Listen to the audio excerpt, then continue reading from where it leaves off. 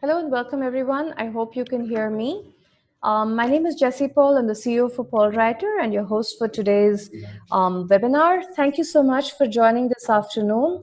If you're in Bangalore, it's a nice rainy afternoon, great time to grab a samosa and a coffee. I'm pretty sure it's the same in Mumbai, but perhaps something cooler for you if you're in other cities of India. Thanks again for joining us. And today we're going to talk about one of my favorite topics, which is live events. And I actually fell in love with events at my very first one. And it was in Chennai, and you could smell the sawdust as they were putting up the event. And it was really the smell of the event that got to me first. And after that, I've done, I think, live events in around 20 odd countries and most cities of the US as well. So I love events. I feel that, the connect, the energy, the enthusiasm of a live event is unmatched by any other format. And I know today we are doing a live event in a very different format, which is digital.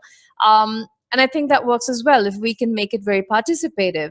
So for us to get the best from this program, I have some quick housekeeping advice. So one is that your bandwidth will be used much better if you switch off the video.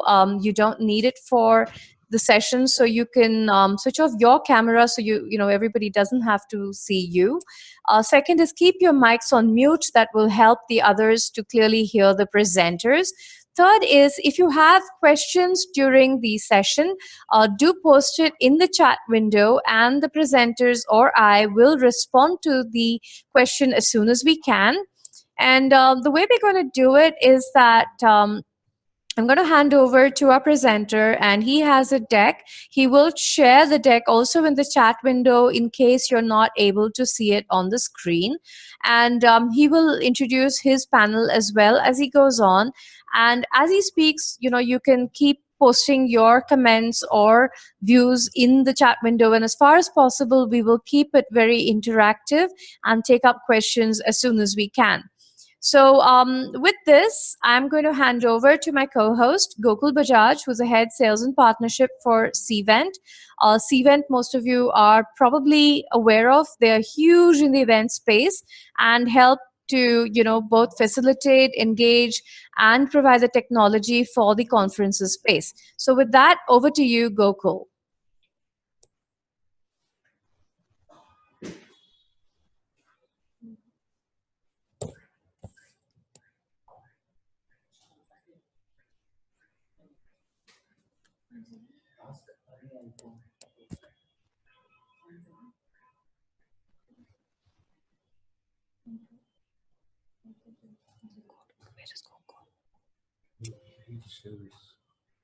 Gokul has not said anything. Gokul, could you confirm that you've taken control of the screen? The content marketing report, what we are saying is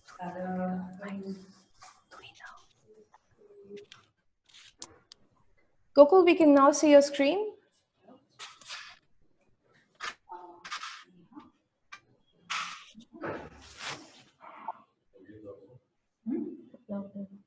Guys, can you hear me? Yeah. I have to write a report, right? Gokul, your audio is not very strong. Could you try coming closer to the mic?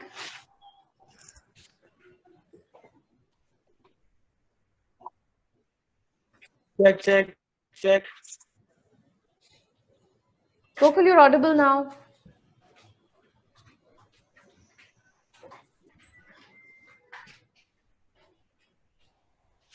Sir, I can't hear. Can anybody hear me?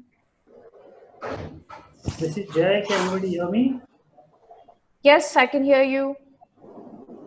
This is Jay. Hello? Yes, I can hear you. Who's this? Hello?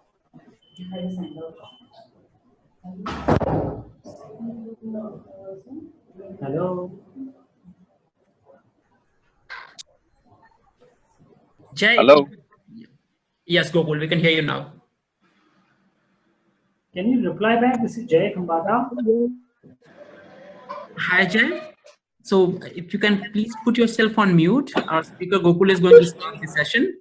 If you have any questions, please use the chat window. Is this better, guys? Can you hear me now? Yes, you're audible. All right, fantastic. Let's get started then. Sorry for the trouble. I think there was something wrong with my headset. I think this should work better now. All right. Like I said, ladies and gentlemen, my name is Gokul. I've been with Cvent for the last 5 years, and I head the sales and partnerships team here.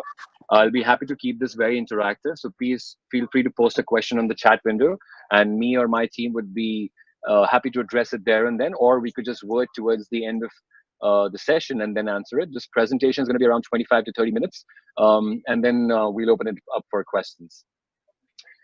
All right, so let's get started. So, uncovering the of course, we're all in the business of business events, right? And that's why most of us are here. Now, before I talk about business events in particular, I'd like to draw your attention to more of a personal event. So what you would see on your screen is a picture of me and my sister from our childhood days. Now, I'm sure most of you have celebrated the festival of Rakhi. Now, back in the day, this is what Rakhi looked like, right? So my sister would tie a Rakhi on my hand. I would borrow some cash from my father, put it in an envelope, and then hand it over as a present, as my reciprocation for love. But we grew up, and in the last few years, my sister had to move around a lot because of her work. And I remember when she was in Amsterdam, how Rakhi went about was using a lot of technology.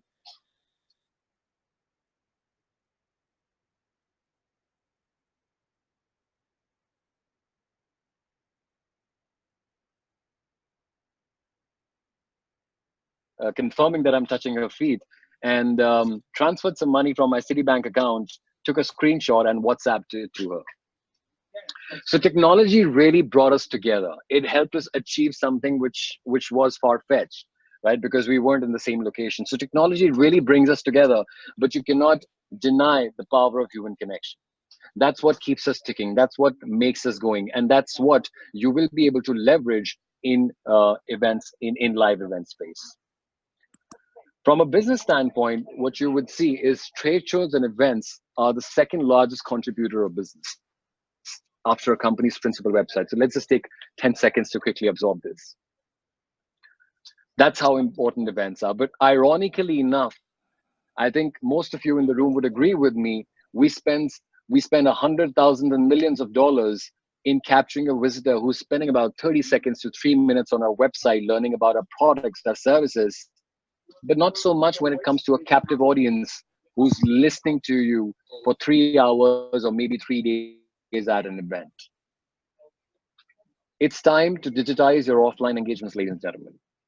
Like I said, we've done more than enough to establish a visitor footprint on digital platforms.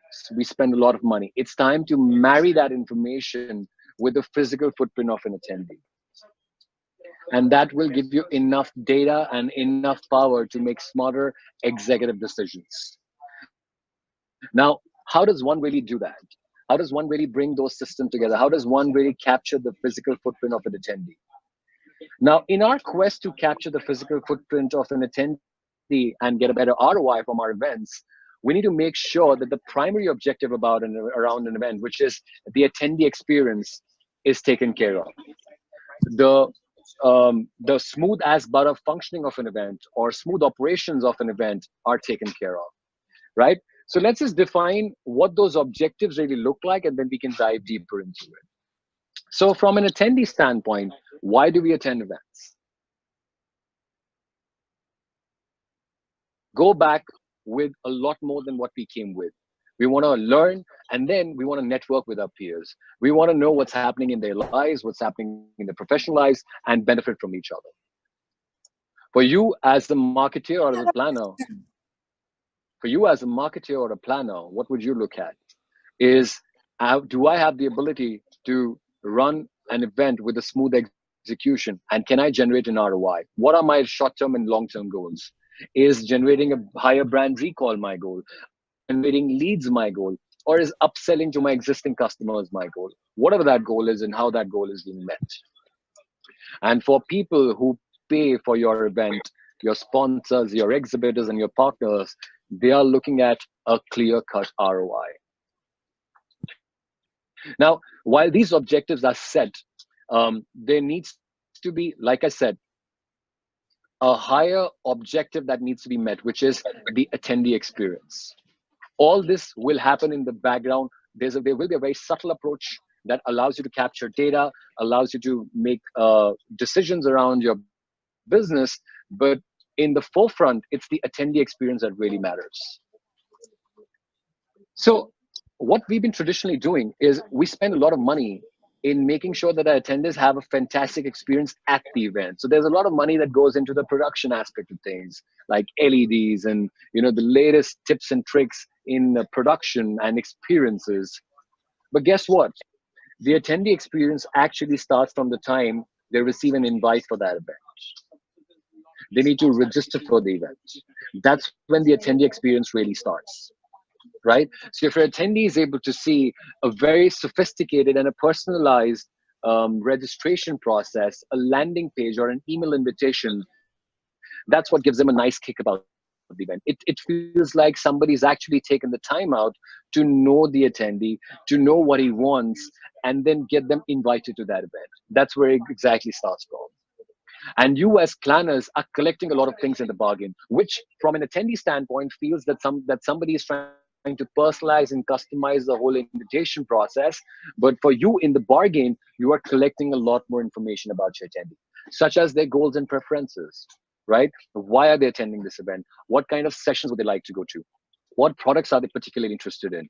And of course, if they're in a buying mode, then what stage are they at? What's the kind of budget? What are the current pain points with the systems and technologies that are using today, so that you can leverage all this information and take smarter decisions around it? Your attendees, the second part of why an attendee comes to an event is networking.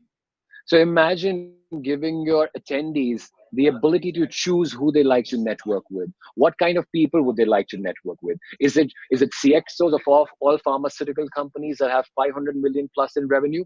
Absolutely. I could filter that down and then start sending requests to people who I'd like to network with. So imagine you've created a wow factor for your attendee even before he stepped a foot at the event. He's already impressed, he's already immersed, he's already engaged, because there's so much you've done for the attendee. You've given him a personalized and a customized experience, but you as planners in the bargain have collected heaps of data already, which obviously I'm going to talk about how you will be leveraging. Now, once your attendee is at the event, the wow factor shouldn't stop, right? So with technology of today, you can actually, in a second and a half, check people in, print their name badges. You can avoid those long queues. Or another degree of sophistication is technologies like RFID. People don't even know they're being checked in. It's like walking in the park. I can do whatever I want.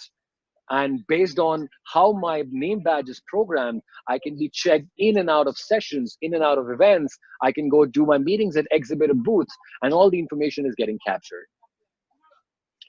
Right? This gets extended to sessions as well.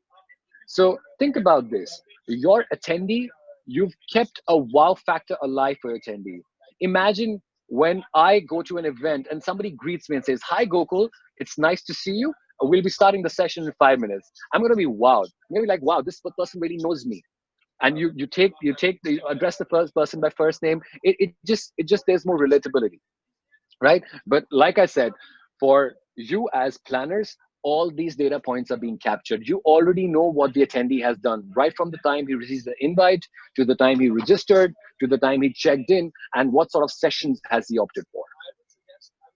Now, what happens from here, from an attendee standpoint, is they will pick up a heap of collateral after they've registered or checked in for the event. They'll pick up that heap of collateral that you would have parked for them, and they will pick up, let's say, a mug of coffee, a muffin, and go straight into the meeting room. And guess what happens after that? Those pieces of collateral either lie in trash cans or are left unattended on the coffee tables. and people start looking at their smartphones. Now, that's a behavior that you can't change. But can you leverage that behavior? And the answer is yes. Now, how do you do that? Is by building a mobile app around your events. So you're driving high levels of engagement through the mobile app, right? So think about this. People are getting notified on where they need to move, what sessions they want to attend right through the app. It's like walking around with a personal assistant. The app prompts them, tells them what they need to do next, where they are in the event, what are the steps they need to take from here on. You want to drive more levels of engagement, engage them in live polls. The speaker would post a question to the audience responds to it, and actually speaker can leverage that information real time to make alterations to his presentation.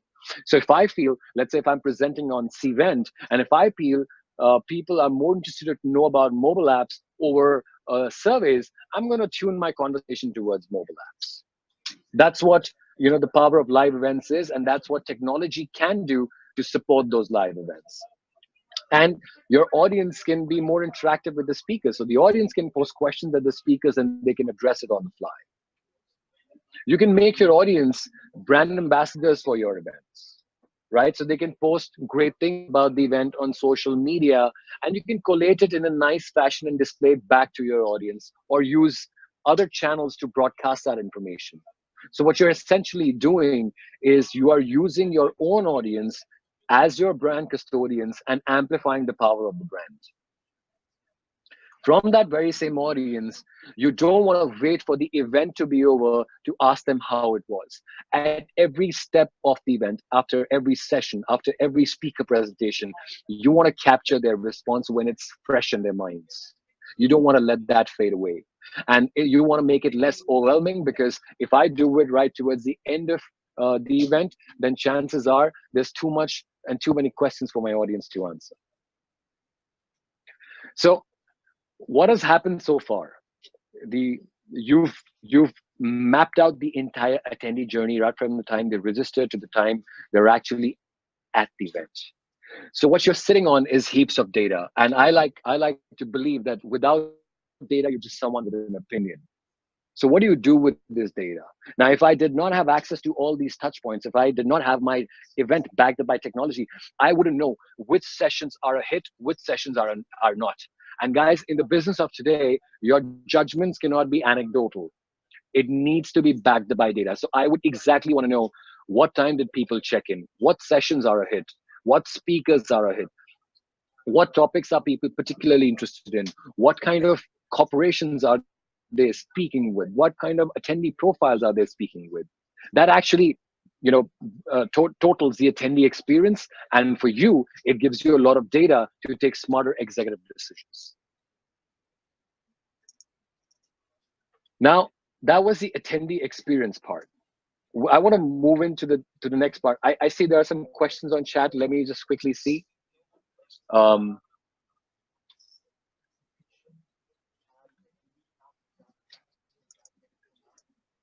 All right. I can't see any questions, so I think it was more about people not being able to hear me. So I just moved to the next part. All right. So we've talked about attendee experience, right? The second part is ROI. And I think that's why most of us are invested in these events, right? We want to generate ROI. And like I said, these could be short-term or long-term goals, depending on who you are and what you do. Let's start with how you can get a better ROI for yourself, for your sponsors, your exhibitors, and for your partners. Look, traditionally, conventionally, what we've seen is the way we showcase an ROI to our partners is by printing their logos on our collateral, maybe some hoardings all centered all across the event. Well, those are days of the past. You want to give your partners a digital real estate, because now you will have the ability to quantify their investments. When I go back to my sponsors and exhibitors, I should be in a position to tell them that, look, my event had 1,000 people. There were 800 people who downloaded the app, 500 people looked at your logo, clicked on it, downloaded the PDF that you had attached. There is some method to the madness. There is some level of numbers that I'm bringing to the table so that I'm able to justify the ROI. A very important stakeholder in this piece is your exhibitors. And this is what an exhibitor booth really look like. There are fish bowls, people are exchanging cards, and you know what happens next. Behind these cards, your exhibitors or the sales guys at those exhibition booths will scribble down their notes based on the conversations that they've had, and then guard those deck of cards more than they guard their lives, because if they lose that, then business is lost. What technology today allows you to do is quickly scan your attendees and convert it into a lead. Let's say I meet you at a booth at IMEX.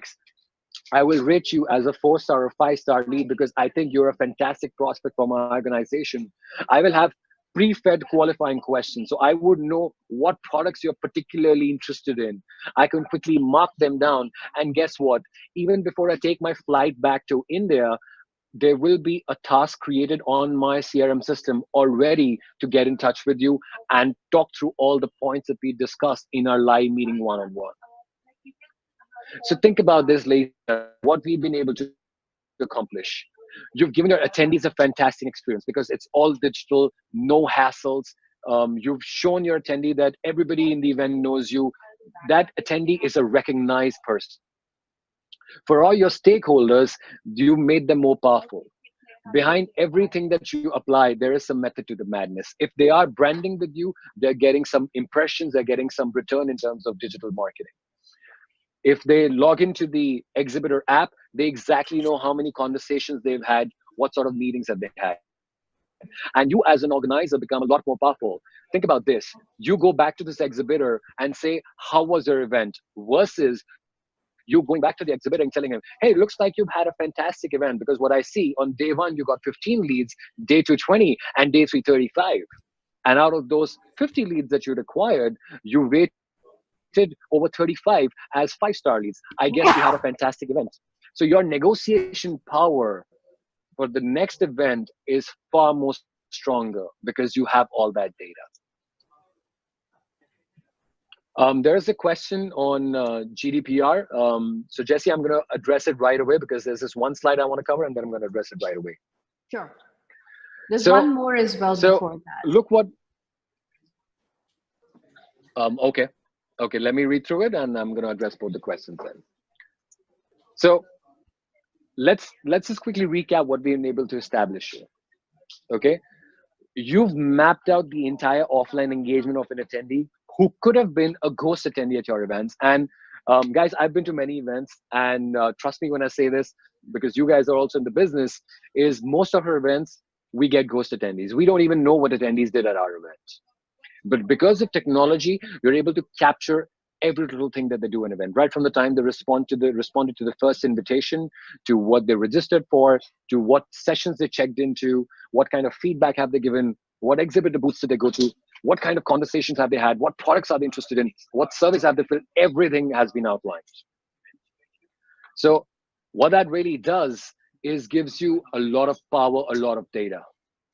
And most of you in the room already have sophisticated systems like a marketing automation system like a Marketo, or a CRM system like Cvent, or technology or an event management technology becomes the third pillar in the sales and marketing ecosystem. So imagine marrying that data to your digital attendee data. How does that look like? You have an entire journey mapped out. So think about this. Somebody who filled a contact us form on your website 3 months ago, you're able to track him down to, did we invite him for an event? If we did, what did he do an event? And did it go into the sales funnel? So there's a clear attribution to pipeline for every little thing that you do. So as a marketer, you become a lot more stronger because you can target, segment your audience better. If you know that people at the event were particularly interested in mobile app, guess what you will do? You will send them collateral around a mobile app. And because your sales guys are privy to all what happened in an offline engagement at an event, they will use that information and convert them into opportunities and eventually win those opportunities. So from your events that may look like cost centers, it will turn into profit centers, and you will have a clear attribution to pipeline. For every X $1,000 that you spend, what is it that you're bringing back to the organization in return? That's the power of a live event, and that's the power of the data backing that live event so that you can take smarter executive decisions around it. So that was pretty much it, ladies and gentlemen. Like I said, I want to keep it short and sweet, and I'm going to start addressing the questions now. And I think there's a question here. Okay, so let me, yeah. Yeah, the first one was how's been your experience with omni-channel live events? Sure. The experience has been fantastic. See, because it's not just, it doesn't have to be an in-person meeting like we're doing a webcast right now. So whatever channels of marketing you're using, the methodology pretty much remains the same. So what we've seen our customers do is they use a technology like Cvent across channels and then funnel everything down into one central library. So for example, Cvent becomes their central library for all kind of events. It could be a webinar, it could be a luncheon seminar, it could be a trade show, it could be an exhibition, right? Whatever channels you're using, whatever different type of events that you're using, everything ultimately gets funneled down into one place so that you can have more sensibility around that data. And when you marry that with rest of your systems, let's say a marketing automation system or a CRM system, then you equip your marketing team and a sales team a lot more, because the information that would have been scattered otherwise has been brought into one place and people can start leveraging it.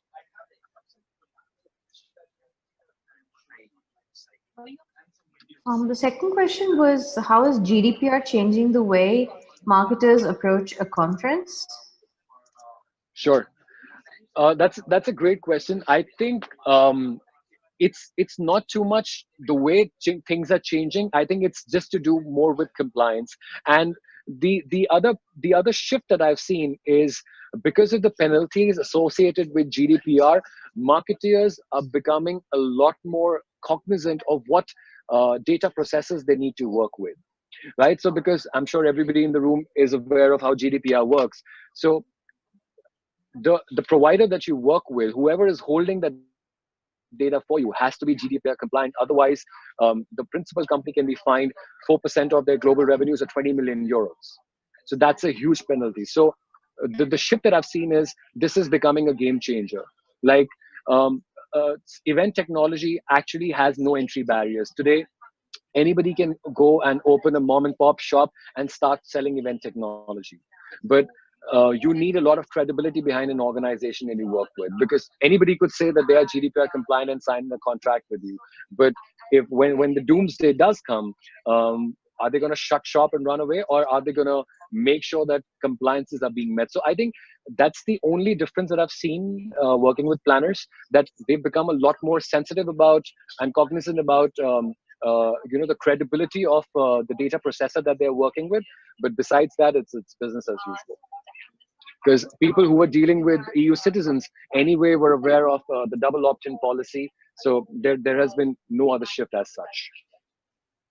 So I'm going to club the next two questions together, which is basically what's your top advice for exhibitors? Because a lot of people actually exhibit rather than host their own events. So Right. how do they maximize ROI from these events? Like if you were at a MICE event or an IT event? That's a great question. See, when I'll take my own example. I do visit a lot of exhibitions which are not hosted by me, but I'm an exhibitor at those exhibitions. So I would take an application downloaded on my smartphone which allows me to scan either the business card of the attendee or scan the QR code of the attendee. And what I and my team do is we pre-program a bunch of questions in the app. So questions that I would probably weave into a conversation, such as what are the kind of events that my prospects do? What's the scale of those events? What are the different pain points that they come across? And a few others. And I'll read those questions into my app. So what happens is when I'm on the go, I will scan their QR code. So I save a lot of time. All the information is captured, or scan their business card information gets captured. And then I would quickly answer those questions based on my conversation. So I'm not writing detailed notes, but I'm actually objectifying my conversation. And when I come back, I have this information sitting on my CRM system in a very readable format.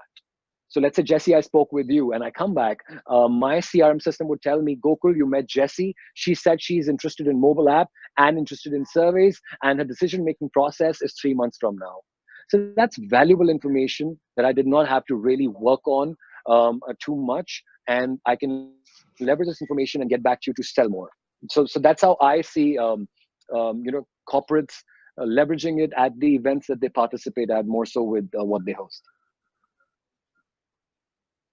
Okay, there's another question which you can see from Shravanti, which is, I missed a recap from Attendee Experience, but what about big size events like grand finale of a reality show? How can I map the audience coming in, and how do I derive ROI? Sure. So first of all, you need to define what ROI means for you. Like I said, for someone, it could be sales. For someone, it could be footfall. So it's completely up to you on what you define ROI for your event. But let's say, you said the question is, how can I map number of audiences coming in? If it's a very large event, then I would suggest, let's say, when I say very large, I would mean 20, 30,000, 70,000 attendees. Then I would say technology like RFID or beacons work fantastically well. So people can be given name badges, and there are chips attached in those name badges. And every time they pass the gate, automatically their data pulls in, right? And this data can be programmed ahead of time. So you could, as simple as you could capture first name, last name, and email, or you could get into the weeds and capture their company, their profile, their designation, anything and everything that you want. The other technology is called beacons, which works on low Bluetooth energy. But for that, the only caveat is everybody who's entering that event has to have Bluetooth turned on their smartphone. And using beacons, you can exchange one-side messages and keep a track on their attendance. So have you had success in measuring ROI accurately? Because I think, that's a recurring question. So people Sure. want to know, what are the standard metrics other than financials for event ROI? This is a question from Vanshi, but I think many of the questions are related. Sure. When you say other than financials, are you talking about the budget, or are you talking about the top line? Okay, I don't know, Vanshi, if you could post the question details. Or let me actually yeah. address both in the interest of everyone then. So let's look at ROI from a threefold approach. One is the attendee ROI, the attendee experience. The second is cost, and the third is top line. Okay, because I think that's what matters the most around any event. Now, from an attendee experience standpoint, you've engaged the attendee throughout the event, pre-event, at the event, and even after the event. So pre-event, during the time of registration, making appointments with one another, at the event through a mobile app. So your attendees fully engaged, and then you take up a survey to validate that, right? So you know how high engaged your attendee was. So that's your ROI more from an engagement standpoint. From a cost standpoint, because all the transactions are happening in one system, you can align budgets to every line item. And then you can run reports across events or across a period of events and compare costs. So you would get a better sense of where your money is being spent. Are you spending too much on audiovisual? Are you spending too much on food and beverage? And if you are, can you control costs there? Because you are privy to all the costs in one place, everything is happening on one system. You have a better negotiation power. So I can tell you, there's a corporation called Cvent Corporation. When they implemented a technology like Cvent, in 1.5 years of implementation, they saw 1.3 million of cost avoidance. And that cost avoidance came from venue sourcing, audiovisual, food and beverage, among others. Because they could now get a sense of where the money is being spent and can they negotiate a better deal by guaranteeing business to a couple of their vendors. So that was ROI for them from a cost standpoint. They invested X amount in Cvent and were able to save $1.3 million in return. Now, the last, and this is what appeals to all the marketers, is ROI from a lead generation or a top line standpoint. So here's what you're doing. A technology like Cvent allows you to get a better attendance at your event. Why? Is because the invitations are tighter, there are better response rates, you are much more in control of who you're inviting, keeping a tab of who's responded, not responded, showed up, curate content, all of those things. Ultimately, you get, on an average, what we've seen is 20% more attendance. Now that attendance, 20% can translate directly into revenue. Why? If you're getting 20 more people at an event, there is 20 more opportunities, or not 20 more, let's say 10%, 2 more opportunities. And if one opportunity closes, that's direct revenue.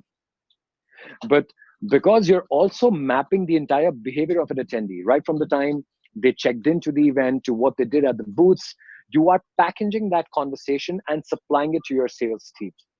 So guess what? I, as a sales guy, what would you rather prefer? Me making a generic sales call to a prospect and saying, hey, I'm from Cvent and I want to sell you the moon. Or me going into the prospect and saying, hey, Jesse, it was fantastic meeting you. I know you were particularly interested in mobile apps for all the incentives that you do.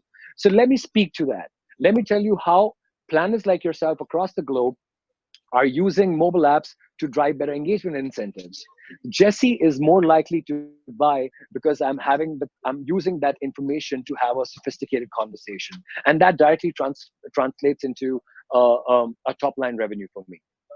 So for me, ROI in this regard would be, because I use technology at the event, I was able to generate more leads, have better conversations, and add more pipeline, add more to my pipeline. A couple of questions. Sure. One is, see, I think all of us have been to some events where, everything looks good. I mean, the food is good, the entertainment is good, but you don't feel that you got a good takeaway from it. So, what would you advise as, what are the typical cost centers for an event, and where should the focus actually be for better impact? Sure. I think that's a great question. Look, at the end of the day, it's all about delivering the content. So I would say experience is primary. Technology will never be number one. Technology is always a medium or an enabler to get to the ultimate objective. So delivering the experience, delivering the content has to be primary. It's about then what medium do you choose to deliver it? Do you want to deliver it like it was delivered 30 years ago? Because exhibitions and events happened 30 years back as well, and they were fantastic, and people came out happy. They happen today, same format, and people are not happy. It's because you're focused on the content, on the experience, how good is it, and what's the medium that you're choosing. So for example, if technology is the medium that you're choosing to deliver that content, then the engagement of an attendee typically starts a lot before the event actually starts. We've actually done a playbook. I'll be happy to share it with a wider audience. What we prescribe is 90 days out, you should start engaging your audience. You need to gamify the experience. Look, at the end of the day, we're all humans, right? You cannot take the human element away from us. So how can you bring out the child in us and keep us engaged even before we get to the event? Some of our planners, what they've done is they gamify their attendees experience. So think about the 8 to 9 things that you want your attendee to do at the event or before the event. But let's do this. Convert them into a task and create a game around it and award the person with the maximum points. So what you're telling your attendee is, look at the agenda, bookmark the speakers, pick your preferred schedule, and you get 100 points each. When you're at the event, take a picture with an exhibitor, get 10 points. Speak to an exhibitor, explore their product, see a demonstration, get 300 points. So you are driving a certain behavior within the attendees, which they may otherwise be shy to do so. You're awarding them for that behavior. And it's okay to award a couple of them. But what you've done in the bargain, you provided value for every stakeholder. You made your exhibitors happy. You made sure your attendees were engaged, and your event overall was successful. Why? Is because your content was sorted, but the medium that you choose to deliver that content was technology. So that's how I would put it. Actually, three more questions have come in. Sure. So, yeah, this is something that I also am curious about. So, most common event follow-up method is email, but Uh-huh. you talked a little bit about gamification and so on. Are there more modern ways in which we can follow up and engage with attendees after the event? Sure. Yes, so traditional method is, a feedback survey that goes right after the event. But you can actually break down your feedback, a bigger feedback, into smaller chunks, which are more digestible, and people don't mind doing that. And a pictorial representation goes a long way. Graphical representation goes a long way. So what we've done for a couple of our planners is we build surveys into the mobile app. So guess what would happen? every time a session or a speaker every time a speaker ended up speaking at a session, it got over, there was a notification that pops up on the smartphone, takes you into a 3-question survey. That's it. And that too has emojis, just gauging your response around that event, or any graphical images that attract your attention, instead of those long written surveys that you're usually used to. So you don't have to really change the way you do things, but just re-engineer it. Break down that original questionnaire into smaller digestible chunks, make it more human, make it more kiddish, make it more laymanish, and you get a very high response rate. So that's what I would suggest we do at this place, at this junction. Another question specifically on Cvent, which is, do you have modules that support digital collateral? You talked a little bit, and again, this has been a big issue both from a green perspective as well as from a usability perspective. So instead of doing paper collateral, are there better ways? Related question was from Manya, which is, they've been using SnapCard as a new technology where you can scan the information. Are there other technologies out there? Sure. Okay, so let me go with question number 1, which is collateral. Yes, dissemination of collateral should happen digitally more often than not, because you end up saving on paper costs. And then what about the last minute edits that you need to make to your collateral if there's any changes to the event, or any addendums that you want to add? Paper cost is huge and it's time consuming. Digital is not. It can be done literally a minute before the event. So what Cvent allows you to do is disseminate that information through email marketing tools that are already built in the system. Or the other most fantastic tool is the mobile app. So when I started talking about the app, like I said, it works as the information repository. So your sponsor exhibitor collaterals can be embedded into the app. Your own organization's collateral can be embedded into the app. And once people have downloaded the app, it serves as a communication tool. So let's say I downloaded the app for the event and the event is over now. But guess what? You want to send me an updated collateral? Just update the app and I will have access to the new collateral. You don't have to send a blast email to me. Just make sure that you update it from the backend and the app gets refreshed like all the 30 other apps on our phone, and you will see new collateral on my product or on my services. So I rely more on the mobile app with this piece, because we have been seeing a paradigm shift from people moving to web and desktop based systems to doing everything on the mobile app. Let me come to the second question, SnapCard. You said that buyers and sellers at trade show substitute. Yes. So I think this question is from Manya. So Manya, you will always have a plethora of technology providers who I would call one-trick pony, for a lack of a better word, right? Because they've mastered one piece of the entire, I would say, process or end-to-end event management. They've mastered one piece.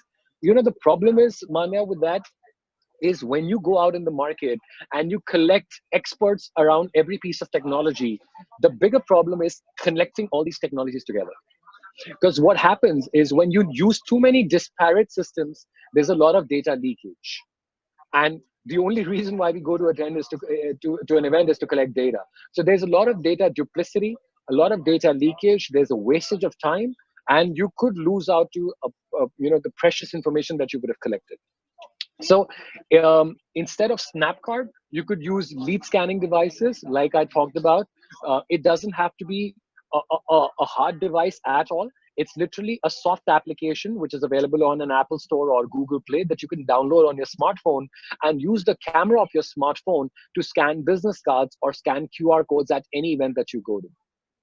Okay, so you don't even have to invest into buying something new from the market. Everybody carries a smartphone. All you need to do is download an app and everybody becomes a salesperson, and you're able to exchange contacts, get information from the people you're speaking with. And the most fantastic part is this integrates with the rest of your system. So when you go back, it reflects on your CRM system. It gives you a full attendee profile. It tells you that this attendee came to the event, attended so many sessions, came to the booth, had this sort of a conversation, and these are the products that this attendee is interested in. So it's like identifying the entire behavioral pattern of that attendee.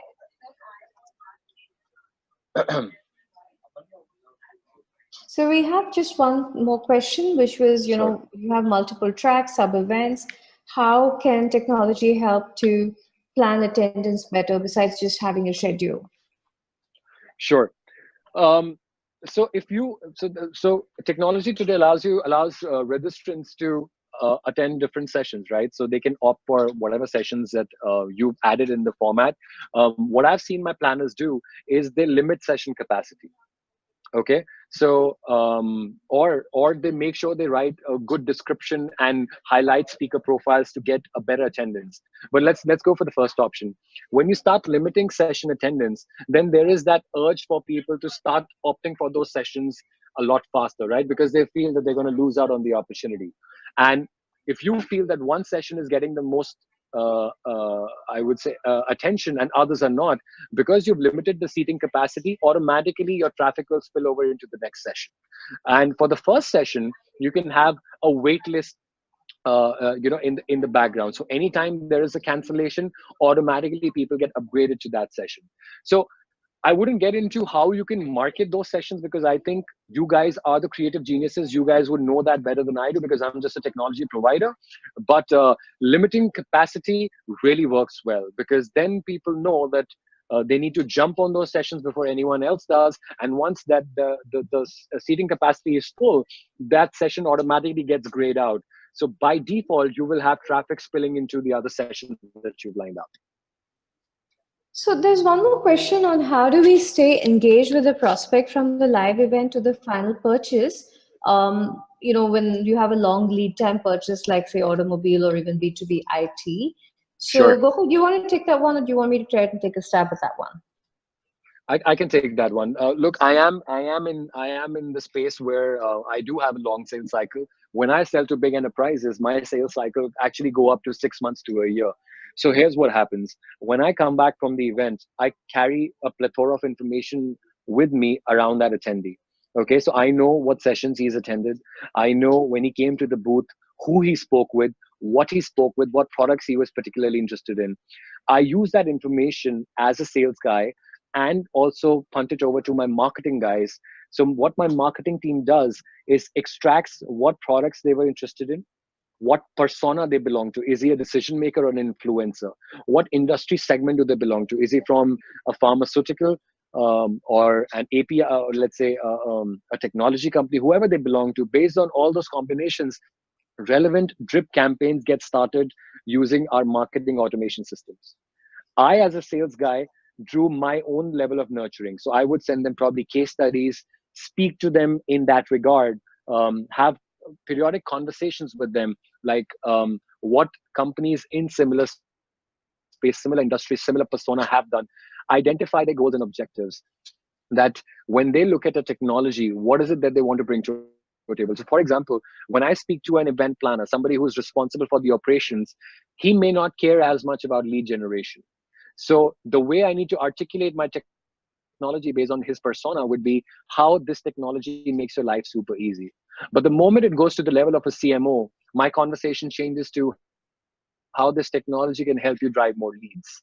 So all that couldn't have been done if I wasn't able to capture the footprint of that attendee and then funnel it into my marketing automation system and my CSS CRM system, so that both my marketing team and me as a sales guy sound more sophisticated and nuanced and more educated about the person that I'm speaking with. Does that answer your question? Jesse, I don't know if you want to add something to it. Yeah, I just events are a marketing channel and a tool, and obviously there are various things that go along the buyer journey. And one of the things that we have realized is that people tend to give up on the lead really fast, but you have to look at a nurture program for every event that you do. So you need to have a separate nurture program where even if the person has said that he doesn't want to buy anything now, or you can't expect it now, you've got to have a newsletter. You've got to have a constant outreach saying, we have this other event coming up. Do you want to join? So once a person is qualified, until either he buys something else or tells you that he cannot buy, you have to keep him in a nurture program. So either you have a community or a newsletter or something where the touch points are reiterated. And coming back to the earlier question on ROI, I feel that events often get a bad rap on ROI because people are not actually nurturing the lead beyond maybe the immediate 2 to 3 weeks after the conference. Yeah. So they just write it off saying we sent them a newsletter, we sent them a mail, he didn't respond. We made a call, and often the calls also, if you actually want to get value from a conference, many people are outsourcing the calling. So the person gets a call saying, we met you at a conference. They don't even know which conference. And there's no context to the conversation. So the person's immediate response is, what conference? I don't remember which one. Did I speak to you? Did I come to your booth? I have no clue. And then you say, oh, he wasn't interested. The truth is, you caught him somewhere and you just said this and he has no context. So for every conference, there has to be a very personal nurture program that is created and which keeps it going until the person drops out of the value chain. And I feel that tech really helps us to stay in touch, but you still need good content and a strategy Correct. behind it. Yeah. Sorry, that was a long answer for a simple question. So I think, Gokul, if you have any summary notes that you want to share, and also you mentioned a book that you wanted to give, so maybe you could put the link into the chat window as well. Sure. Because, with that, I think the questions are done. Fantastic. So let me just talk briefly about these books. Of course, there's a research report on live event data, and we research over 600 event planners. So I think this will be very useful on understanding the trends on what event planners look at. And the other piece is the event management technology for dummies. So we've made event technology very laymanish on, what are those top 8-9 things that you'd be looking at while you're evaluating your technology, and how do you justify your spend? So how does technology relate to that ROI that we've been talking all along? Is it about lead generation, brand recall, upsell to existing customers, whatever that objective that you have around your event defined? So I think these are pretty interesting read. Of course, we're going to send you the links. Feel free to download them, read them, and get in touch with us if there are any questions around it. Great, thank you so much. Yes, I can see the link on the chat window. As we'd mentioned to our participants, we're going to be sharing the link to this deck as well, and you will get a follow-up email from us as well after this webinar. So thanks again for sharing your time with us today, and would love to stay in touch with all of you, and we do hope to see you at future webinars as well. And thanks so much, Gokul. You've been a great host, and I think opened our eyes to what is a very large part of our marketing programs, which is live events. Thanks so much again, and hope to see you all. Thank you, Jesse. Thank you, everyone else. Thank you so much for your time. Have a great day ahead.